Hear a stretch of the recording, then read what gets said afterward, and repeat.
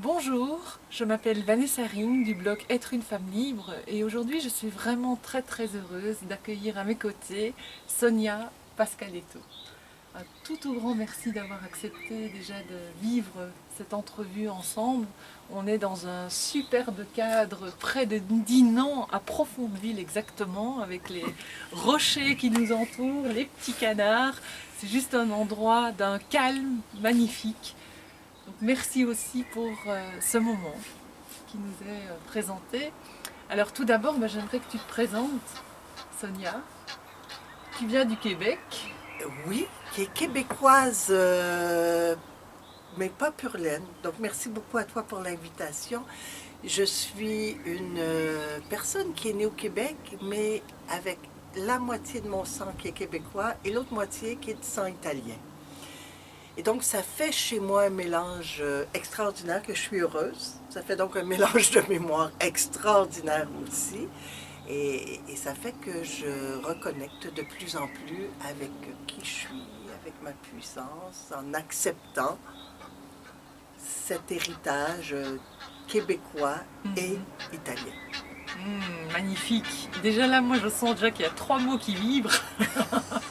Puissance. Oui, Donc ça m'appelle vraiment en fait. Qu'est-ce que tu entends par la puissance? la puissance, c'est de reconnaître l'être merveilleux que l'on est. C'est de savoir que l'on n'est pas nos mémoires, que l'on n'est pas ce que l'on nous a dit souvent dans l'enfance, mais que l'on est au-delà de ça. Et pour ça, c'est le texte rayonné de Marianne Williamson qui, pour moi, est le plus grand texte pour nous montrer notre puissance. Je ne parle pas de pouvoir, je ne parle pas d'autorité, je ne parle pas d'autoritarisme, je ne parle pas de pouvoir. Je parle de se reconnecter avec l'être merveilleux que l'on est. S'ouvrir à l'être merveilleux que l'on est quand on est branché tout en haut à nous-mêmes, à notre flamme, à notre étincelle divine de laquelle on est issu. Et Marianne Williamson, dans son livre Un retour à l'amour, elle disait « Notre peur la plus profonde n'est pas que nous ne soyons pas à la hauteur. Notre peur la plus profonde est que nous sommes puissants, au-delà de toute limite. C'est notre propre lumière qui nous effraie le plus et non notre ombre. » Et pour moi, c'est dans un livre Un retour à l'amour, et pour moi, c'est ça que j'ai à découvrir chez moi et permettre ainsi aux autres de le découvrir. De sortir de cette dévalorisation, de sortir de cet état où on est une victime et où on se complaît dans le rôle de victime.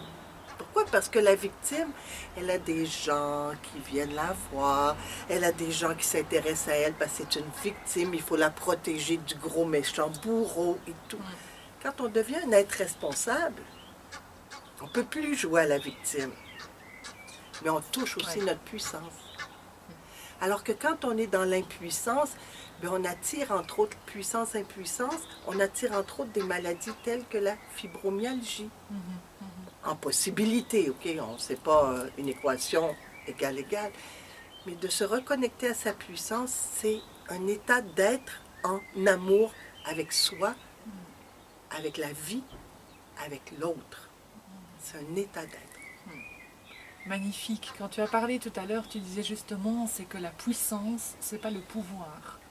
Or, moi personnellement dans mon parcours, c'est pas pour rien qu'il y a le blog aussi Être une femme libre, c'est que j'ai souvent revendiqué ma liberté à l'extérieur de moi. Et quelque part, c'était plus être dans le pouvoir que vraiment sa puissance. Donc je trouve ça très intéressant de faire cette nuance entre les deux. La puissance, elle est intérieure. Ouais. La puissance est quand on touche l'amour pour soi, l'amour pour la vie. La puissance, elle est là parce que c'est la vie, en fait, qui est plus puissante que nous. Quand on laisse de l'espace, on se libère des mémoires et on laisse de l'espace pour que la vie coule. C'est la vie qui nous apporte cette puissance. Parce que la vie, elle est puissante. Regardez les rochers que vous avez autour. Il y a une puissance dans ces rochers-là, comme il y a une puissance dans l'eau. C'est la vie qui amène cette puissance-là. Donc, le pouvoir, pour moi, il est humain. Puis avoir le pouvoir sur l'autre, être plus fort que l'autre, dire à l'autre quoi faire, c'est pas de ça, moi, je viens parler. Je viens parler de toucher la puissance de l'amour. quand elle est à l'intérieur de nous, la puissance, la vie qui coule, qu'on sent couler, qui nous amène à aller plus loin, qui nous amène à avoir le goût de vivre. Parce que moi, j'étais dans la mort toute ma vie. J'ai eu le goût de mourir toute ma vie. J'ai même été jusqu'à être directeur général d'une maison mortuaire quand j'avais 29 ans, 30 ans. Donc pour moi, la mort me fascinait. J'avais pas peur de mourir, j'avais peur de vivre. Je me sentais puissante face à la vie et très puissante dans la mort. Donc c'était mes paradigmes à moi, parce que je trouvais que la mort, c'était ce qu'il y avait de plus beau. Retourner à la maison, retourner au paradis. Eh bien non, le paradis, je me le crée maintenant, un petit peu tous les jours, et je retrouve ma puissance parce que j'ai choisi la vie.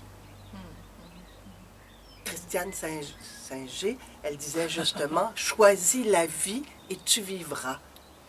Moi, j'ai eu la chance de suivre un atelier avec elle qui parlait de l'ouverture du cœur, mais un de ses livres, c'est choisis la vie et tu vivras. Eh bien, c'est ça. J'ai choisi, il n'y a pas longtemps, quelques années à peine, j'ai choisi la vie. Et comment tu en es arrivé justement à basculer, comme tu dis, la puissance de la mort à finalement la puissance de vie, à choisir la vie?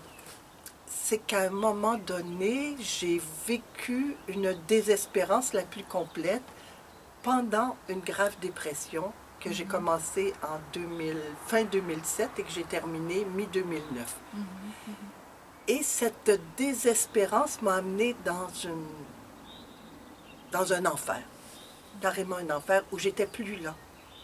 Je n'étais qu'une loque humaine. Donc c'est cette désespérance-là, cette souffrance énorme qui m'a amenée à choisir la vie, mais parce qu'à un moment donné, je disais, la mort ne veut pas de moi. J'étais même rendue tellement tordue à penser que si je pouvais m'attraper un vrai gros cancer, là, au moins je pourrais partir dignement, bien malade. Mais non, je n'étais pas malade, j'étais que dépressive. Donc, la mort ne voulait pas de moi et la vie ne voulait pas de moi. Et donc, j'appelle ça une grâce divine qui m'a amenée sur le chemin de Compostelle. Et petit à petit, pas à pas, chaque matin, je choisissais la vie parce que je me réveillais chaque matin. Et là, j'ai choisi de vivre. Et j'ai choisi de me laisser aller et de suivre le chemin, de suivre les flèches, de suivre où le chemin m'amenait. Donc, tous les matins, je disais, bon, moi je l'appelle encore Dieu, mais on va dire source de toute vie, qu'est-ce que je dois faire aujourd'hui? Montre-moi. Il dit, lève-toi et marche. Ouais, je vais où? Je suis les flèches. Quand est-ce que j'arrête quand tu es fatigué? Donc, j'ai vidé mon esprit et j'ai libéré mes souffrances. J'ai libéré le monde de mes souffrances, mais je me suis surtout libérée, moi, de mes souffrances. Petit à petit, pas à pas, pas à pas. Et un jour, ça a commencé à s'éclairer. Je commençais à avoir de la place dans ma tête, de la place dans mon cœur, de la place dans mon corps. Mon corps était très content, lui, de marcher. Il a marché 650 km, pas à pas, un petit peu à la fois. Oui, ça c'est énorme. On en parlait tout à l'heure, tu parlais du chemin de Compostelle qui était vraiment une bascule énorme dans ta vie. Ce fut ma bascule. C'est la bascule. Ce fut ma bascule. Et ça a été un chemin extraordinaire à l'intérieur de moi. Et ça a été un chemin extraordinaire accompagné des étoiles. Ça s'appelle Compostela. Donc c'est le Camino des étoiles. Et c'est un lieu de vie où il n'y a plus d'identité. C'est-à-dire que quand on se rencontre sur le chemin de Compostelle, on ne dit pas bonjour, qu'est-ce que tu fais, combien tu as d'argent, as-tu une grosse maison, quelle sorte d'auto tu as? Non. On dit bonjour, comment tu t'appelles, de quel pays tu viens, qu'est-ce que tu viens chercher sur le chemin. C'est tout. On redevient soi. Donc, j'ai rencontré, c'est vrai, plein de monde sur le chemin. Après, quand on arrive un petit peu à se connaître, on sait que la personne est peut-être quelqu'un de riche ou quelqu'un de très pauvre. Mais sur le chemin, ça n'apparaît pas. On n'est qu'un être humain en quête d'être heureux, en quête du bonheur. On est un être humain qui a choisi l'amour au lieu de la peur, en fait. que j'avais peur de partir en Espagne alors que j'avais jamais marché de ma vie parce que mon dos avait été brisé par un accident à l'âge de 8 ans. J'ai jamais marché. Le médecin à 23 ans m'avait dit qu'à 40 ans, je serais handicapée en chaise roulante. Et à 54 ans, j'entreprenais la marche en commençant par monter les Pyrénées, à partir de Saint-Jean-Pied-de-Port. Donc, c'est un autre monde qui s'est ouvert à moi, le monde de la vie. Le monde de la vie, c'est Donc ouvert. finalement, à chaque instant, c'est comme si on embarquait nos décisions à partir de l'amour ou à partir de la peur.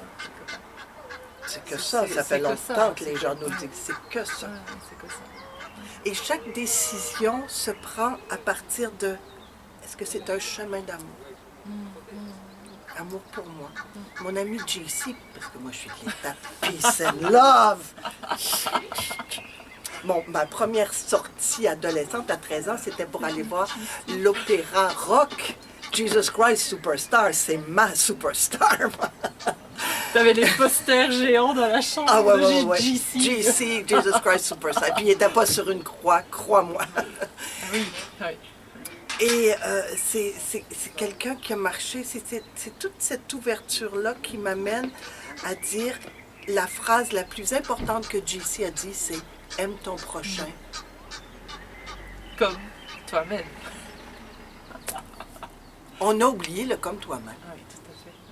On a oublié le « comme toi-même ».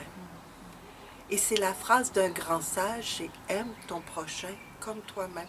Si j'arrive à m'aimer, je vais arriver à aimer l'autre sans être dans la dépendance. Parce que dès qu'on est dépendante de l'amour de l'autre et qu'on n'est pas, on n'est donc pas libre et on n'est donc pas dans notre puissance. On est dans une complète impuissance. Pourquoi? Parce qu'on donne le pouvoir à à l'autre sur nous. Et c'est ça. Oui, tout à fait. Quand on est dans notre puissance, on peut faire le mouvement du lemniscate. C'est-à-dire, le lemniscate, en fait, c'est le yode, le germe divin, qui est parti, qui a fait un mouvement d'un côté et un mouvement de l'autre. Ça fait le mouvement de l'infini, le mouvement de la vie. Et donc, quand moi, j'arrive à m'aimer, j'aime l'autre. Et l'autre me le rend. Mais dans une gratitude, dans une gratuité, dans un simple échange. Cœur à cœur. Cœur à cœur. Parce que naturellement, le lemniscate, il se fait là. Oui, L'ouverture, elle se fait là. Fleur de vie. Et ça s'ouvre là. Et là, il n'y a pas de qui est plus haut, qui est plus bas, t'es qui. Et comme tu disais, c'est au-delà de l'identité, en fait. C'est, quelque part, on est tout et personne en même temps, parce que c'est au-delà. Bien, au-delà de l'identité, dans le sens de la personnalité. Oui. Au-delà de l'identité sociale que l'on nous donne. De nous identifier comme étant un médecin, une vendeuse, une ménagère. Au-delà des rôles, Des rôles. Qu'on joue en permanence. Exemple. C'est qu'un rôle, ça. C'est un rôle. Et on met un habit. On met un habit, on met un costume de médecin. Mais dans le fond, t'es qui? On met un costume de ménagère, mais dans le fond, t'es qui? Et En alors, fait, t'es qui? Je me suis posé longtemps la question. Je le sais encore pas.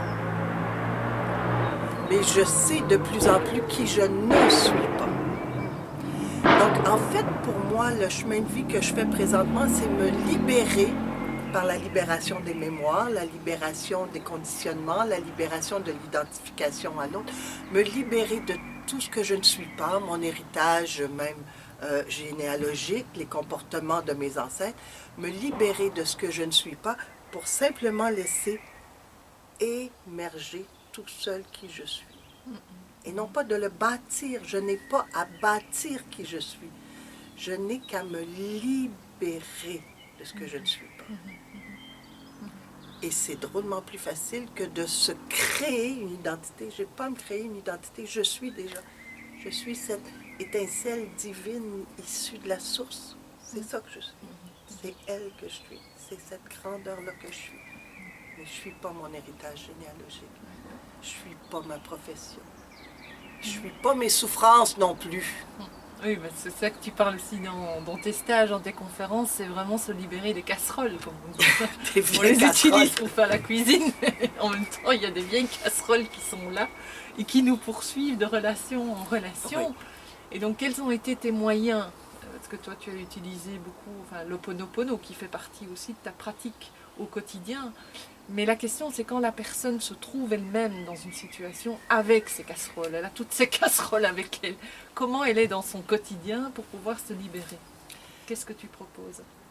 Déjà, moi, je propose la conscience. La conscience d'être que des mémoires. Et d'écouter ce que l'on ressent.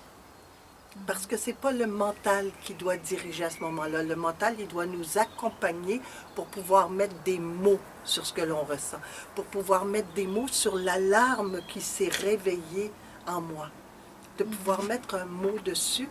Et là, de ce mot-là, de choisir, est-ce que je désire m'en libérer ou est-ce que je désire toujours m'identifier à cette souffrance-là? Donc, je vous racontais l'histoire de la caissière à la banque. Est-ce que tu veux que je la raconte? Vas-y, je t'en prie. OK. Donc, j'arrive dans une nouvelle ville lorsque, bon, j'ai eu un tsunami qui est passé dans ma vie, qui a fait place nette. Donc, je me suis retrouvée dans une nouvelle ville, chez ma maman, à ouvrir un compte de banque. Et j'attends à l'accueil et je vois face à moi la réceptionniste et je vois une jeune femme descendre le corridor, parler dos à moi à la réceptionniste et j'entends très bien la réceptionniste dire à la jeune demoiselle, ta cliente, non, ton rendez-vous de 14 heures est arrivé. Et je vois la jeune commis faire ceci et reprendre le corridor. Je vous ai dit que j'étais à moitié italienne, hein? Les boules. Il y a une colère qui est montée, mais une colère contre cette jeune femme. De dire, mais pour qui elle se prend, elle, de me laisser moi, la cliente, comme ça, alors que c'est l'heure, et de repartir sur son bureau sans même s'excuser. Donc, la colère, elle est toujours un indicateur. La même chose que nos lumières dans notre tableau de bord sont des indicateurs de ce qui ne va pas dans notre auto. Donc, il ne faut pas diminuer la colère. Il faut au contraire aller demander à la colère qu'est-ce qu'elle veut nous indiquer. C'est quoi l'alarme qui vient d'allumer? Donc, je m'installe, je ferme les yeux. J'en étais aux larmes de colère quand même. Je ferme les yeux et je me dis, OK, qu'est-ce que c'est venu chercher en moi? Qu'est-ce que c'est venu réveiller? Parce que dans le Ho'oponopono, on dit toujours que l'autre ou l'événement est une opportunité de libérer une mémoire. C'est une phrase magnifique. Extraordinaire. Et cette mémoire-là, elle se réveille quand? Quand je suis dans le ressenti. Pas quand je suis dans l'intellect, quand je suis dans le ressenti. Donc là, ça me disait, mets un mot, Sonia, mets un mot. Si tu avais à l'expliquer à quelqu'un, quel mot tu utiliserais pour dire qu'est-ce que ça t'a fait à l'intérieur quand la jeune femme, elle a fait. Eh bien, moi, le mot que ça m'a fait, et on ne cherche pas midi à 14h, hein, on cherche midi à midi, 14h à 14h. Le mot pour moi, c'est, je ne suis pas importante. Parce qu'elle ne m'a même pas regardée. Et donc, je suis rentrée dans ma souffrance de ne pas être importante à mes propres yeux, aux yeux des autres, aux yeux de mes parents à l'époque, aux yeux de la société. Et c'est venu réveiller tout ça. Alors, dans un instant, dès que j'ai eu mon mot qui a émergé, je ne suis pas importante, j'ai commencé le rituel du pardon, de demander pardon à la vie, à la source de vie de ne pas l'avoir trouvée importante. Je vous ai dit tout à l'heure que j'étais toujours dans la mort. Demander pardon à toutes les personnes qui étaient passées dans ma vie et que je n'avais pas trouvé importantes. Demander à être aidée à pardonner à toutes les personnes qui ne m'ont pas trouvée importante. Moi et toute ma généalogie, naturellement. En fait, je travaille toujours pour la généalogie aussi. Et ensuite, et surtout, demander de l'aide pour me pardonner. Me pardonner de ne pas m'être, moi, trouvée importante. Et que toutes ces mémoires soient nettoyées, purifiées, transmutées en pure lumière pour en être libérées. Et là, j'ai fait « Wow !» Et là, j'ai pu dire merci, rendre grâce. Hein? La gratitude. J'ai pu dire merci à cette jeune commis de m'avoir permis de toucher à ce blocage-là que j'avais en moi. Et sais-tu quoi, Vanessa? Quand elle est venue me chercher, elle s'est excusée. Madame Pasqualetto, je suis désolée de vous avoir fait attendre. J'avais une petite chose à régler. Maintenant, je suis complètement disponible pour vous. J'ai tout mon temps pour vous. Magnifique. Donc, je l'ai suivi gentiment dans son bureau. Avez-vous besoin de ci? Avez-vous besoin de ça? Voulez-vous que je vous montre sur Internet comment ça fonctionne? Non, non, ça va, mademoiselle, merci beaucoup. J'ai juste besoin d'ouvrir un compte. C'est très gentil pour vous. Mais j'ai tout mon temps, madame. Demandez-moi. Non, non, ça va, merci beaucoup. Vous voyez, ça, c'est des actes de guérison dans la journée. Qu'est-ce que ça vient chercher en moi? Qu'est-ce que ça vient vibrer? Et avec votre mental, de mettre un mot. Et dès que vous avez le mot, vous faites votre rituel de libération. Pour moi, ça, c'est applicable au quotidien par tout le monde. Je trouve ça très précieux ce que tu apportes, d'ailleurs moi aussi, parce que ça m'a touché. Le Ho'oponopono, hein, les 4 mots. Je demande pardon, merci, je t'aime, enfin, je suis désolée, merci, je t'aime. Je les ai utilisés souvent, mais j'ai la sensation que je les utilisais de façon intellectuelle, d'une certaine façon. Et là, ce que j'entends à travers ce que tu partages, on en a discuté déjà avant, c'est que finalement, ces mots-là, ce sont 4 mots qui prennent sens uniquement si on est dans le ressenti. Si on n'est pas dans ce ressenti à la base, on peut, comme le dire comme un mantra régulièrement, oui. Ça libère pas la mémoire? Je ne sais pas. Oui. Ce que je peux juste dire, c'est que ces 4 mots-là, qui sont en fait le slogan publicitaire de Ho'oponopono, oui. C'est la belle ritournelle de Ho'oponopono, c'est aussi des mots qui nous permettent de revenir en conscience, mais comme j'ai suivi énormément d'ateliers de croissance personnelle, énormément d'ateliers dans la spiritualité, avec l'angéologie, avec cette espèce de conscience agrandie, de pleine conscience, je ne peux pas, moi, que répéter 4 mots dans la pleine conscience. Si je n'ai pas fait une espèce d'introspection, si je ne suis pas allée travailler avec mon enfant intérieur, avec mes blessures, avec tout ça. Donc, Ho'oponopono, pour moi, c'est grandiose quand c'est marié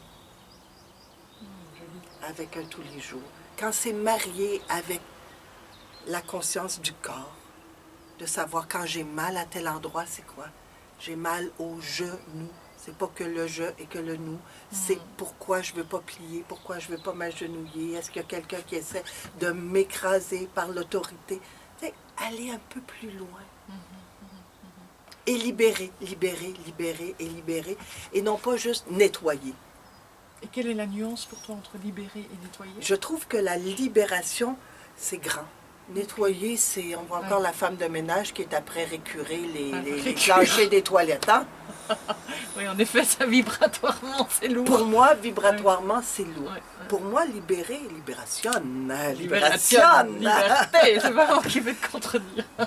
C'est la femme libre. La femme libre. C'est pas la femme qui nettoie, la femme libre. C'est la femme qui se libère, qui libère sa généalogie, qui se libère des comportements. On essaie d'encadrer les gens et de les identifier. Non, on se libère de ça. On devient un peu, par contre, marginaux. Ça fait rien, on est dans l'amour et on fait des belles rencontres. Comme ta rencontre, Vanessa. Et moi aussi, je suis vraiment très touchée d'être en ta présence.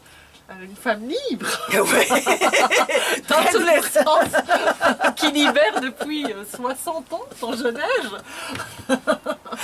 Disons qu'en conscience depuis quelques années seulement. J'ai étudié énormément, j'ai fait énormément d'ateliers, j'ai même organisé énormément d'ateliers au Québec pour pouvoir continuer à apprendre, parce que j'ai une soif d'apprendre. Et quand Ho'oponopono est arrivé dans ma vie en 2007, j'ai dit « Oh, je commence à trouver ». Je commence à tout mettre, les morceaux du même casse-tête et à voir qu'est-ce que ça donne. Donc, un peu de en quoi cet événement est à mon service, un peu de biologie, un peu ci, un peu ça, un peu ça. Oh, et surtout beaucoup d'amour pour moi. C'est un mot merveilleux, ça. Amour, oui. Et j'avais envie de te demander, je pense qu'on arrive à peu près à la fin, avec ton... Pardonne-moi, ton grand âge et surtout ta grande sagesse de tout ce que tu as déjà pu accumuler, libérer en même temps. Dans le monde aujourd'hui, parce qu'il y a le passé, on vit une époque où on oscille encore entre le passé et le présent, ce serait quoi ton message pour aujourd'hui, là maintenant, à travers tout ce qui s'est passé dans toutes les années, pour être dans cette pleine conscience, dans notre quotidien? quelle est l'attitude en fait à vraiment adopter pour qu'il y ait des changements qui se fassent à une plus grande échelle? Bon, déjà, libérer la souffrance du passé. Parce que, comme disait Flaubert, incurable est celui qui chérit sa souffrance. Donc, si on s'identifie à notre souffrance, si on ne la libère pas, mais ça devient de plus en plus vite la libération des souffrances. C'est une pratique, c'est comme jouer du piano. Vous ne pouvez pas jouer du piano quand vous mettez vos deux mains dessus. Après, vous jouez. C'est comme conduire une auto. Les premières fois, on ne sait pas comment changer de vitesse, regarder dans les rétroviseurs, regarder en avant, regarder de côté. On ne sait pas. Puis maintenant, on conduit de façon automatique. Donc moi, la libération, elle est venue de façon automatique. Pourquoi? Parce que je veux vivre heureuse, ici et maintenant, dans mon présent. Heureuse, c'est le but de ma vie. Vivre heureuse, et la façon de vivre heureuse dans mon présent, c'est en libérant mon passé de plus en plus rapidement et en accueillant le présent avec tout ce qui m'amène. Mais je vais être disponible au présent si je n'ai pas toutes mes poubelles du passé. Si je suis libre, je n'ai pas toutes mes casseroles qui sentent pas bon. C'est être vivante dans l'instant présent. Et John Lennon, il disait bien, l'important dans la vie, c'est être heureux. Puis quels sont les chemins pour être heureux? Ben, c'est tous les chemins qui mènent à l'amour. Et comme je vous parlais de ma poupée Barbie qui se promenait sur la plage de débat avec son merveilleux message, eh ben, c'est aimer pour vivre et vivre pour aimer. Si je suis sur Terre, c'est pour apprendre à aimer, donc c'est pour ça que j'ai eu la vie. Et si je veux vivre vraiment ma vie, eh ben, c'est en aimant. D'une roue qui tourne. Magnifique. Oui, je crois que c'est un mot magnifique déjà pour clôturer. Peut-être juste, tu es une grande nomade aussi, hein, parce que tu voyages pas mal à travers le monde, à travers le Québec, à travers la France, la Belgique. Idéalement à travers le monde francophone. C'est ma demande pour mes 60 ans, de pouvoir rencontrer les gens dans qui ils sont, dans leur milieu. Donc oui, je suis une grande nomade. J'ai un tsunami qui est passé dans ma vie, qui a tout balayé, tout nettoyé pour me permettre maintenant de faire peau neuve et commencer à neuf, une nouvelle vie de nomade. Magnifique. Tu as envie de nous partager quelques mots sur ton actualité? Ben, l'actualité est que je me déplace aux gens qui voudraient m'entendre parler de la libération des casseroles. Je fais des ateliers à peu près partout. Il ne s'agit que de demander. J'ai un site naturellement qui s'appelle soniapasqualetto.com et vous avez les dates et je me déplace parce que ma vie maintenant est une vie de nomade, autant au Québec que dans tous les pays francophones. Donc, les prochaines activités, ben, ce sont des conférences, des ateliers de 2 jours, comme celui que tu suis présentement, module 1 et module 2, et après on verra pour le reste. Donc, dans les ateliers, en fait, on apprend à se reconnaître pour renaître.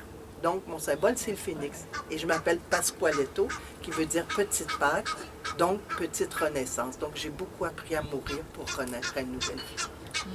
Magnifique. Je vis cet atelier, je vous invite à le vivre, c'est vraiment c'est riche de retrouver sa renaissance et sa puissance. Je te laisse le mot de la fin. Je te dis merci, parce que la gratitude dans l'amour, c'est le meilleur mot. Alors merci. Merci aussi. Vraiment un tout grand merci. Et... Merci à vous de merci nous avoir écoutés, les femmes libres et les hommes libres dans leur féminin. Dans leur liberté intérieure surtout. Exactement. Merci.